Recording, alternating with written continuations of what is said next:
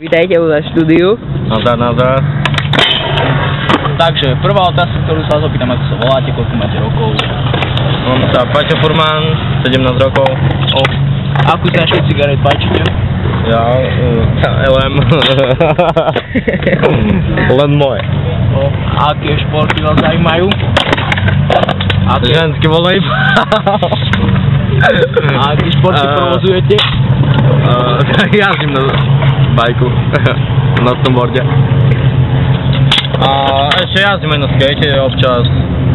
Aj na kolobežke, no. Ukážte. Máme to sa berú.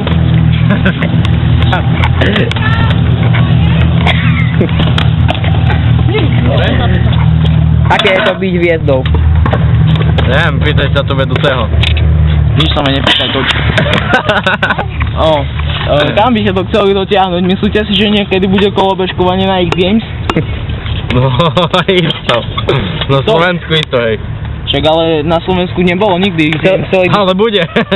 A tam bude kolobežkovanie? Hej, podľa mňa A je to tu veľmi populárne. To čo ja viem.